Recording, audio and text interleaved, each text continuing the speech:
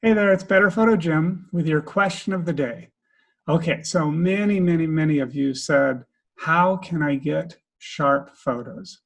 And boy, I can relate. I can feel your pain. I know that there's nothing more disappointing than feeling like you got the shot and then you get back and you look at your photo and it's blurry, unacceptably blurry. It's just like too far gone and you can't save it no matter what you do. So that is, that is such a common frustration among photography enthusiasts that I get that question a lot and I can relate. So here are a few ways that you can minimize that pain.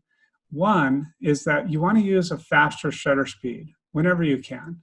And if you're photographing, say, animals, you want to be photographing at, I would say, 1/250th of a second or faster, depending on the animal, of course. If you're photographing a turtle, it might not be the same.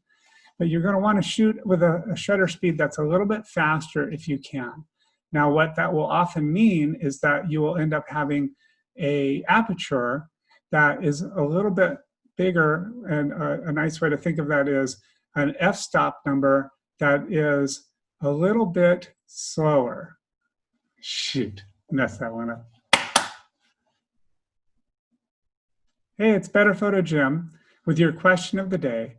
And many of you have asked me, how can I create sharper photos? And boy, I feel your pain. I know what it's like to feel like you got the shot and then to get home and open up your photo on a large computer and realize it's too blurry. It's just unacceptably soft and there's nothing you can do to save it. That is a pain that we all go through. So here are a few things that will reduce that pain, will minimize the likelihood of that. One is use a faster shutter speed if you can. Increasing your shutter speed will freeze the action and it will reduce the likelihood of camera shake, of just slight vibration while you're taking the photo. Now on that note, if you can, and if it's appropriate, use a tripod. That's the second way to minimize those dull, soft photos. So you may not need to use a tripod if you're photographing a fast-moving subject, like your grandkids or your kids playing sports.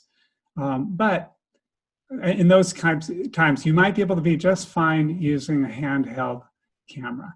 But in other times when you're doing like nature and landscape, the only thing that might keep you from using a tripod is just resistance of just not wanting to lug it around. And I can relate to that too, but what would you rather have? That slight pain while you're out photographing, that slight discomfort, or that pain of having every photo be unacceptably blurry? So use a tripod, especially in low light conditions, but just get into a habit of using it anytime you're photographing a non-moving subject. And sometimes you'll want to use it even when you're photographing a moving subject, especially like if you're photographing something like a flowing river and you want that cotton candy effect, or fireworks. You will absolutely need a tripod for situations like that. Okay, then the third thing that you can do to greatly reduce the amount of success is to simply work the subject like crazy.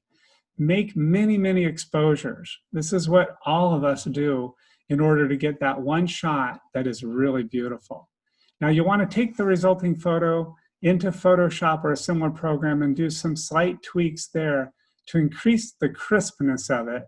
But those three main things will get you into the ballpark. One is increase your shutter speed.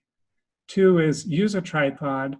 And three is work the subject and make as many exposures of a particular subject that you love so that one of them will turn out sharp.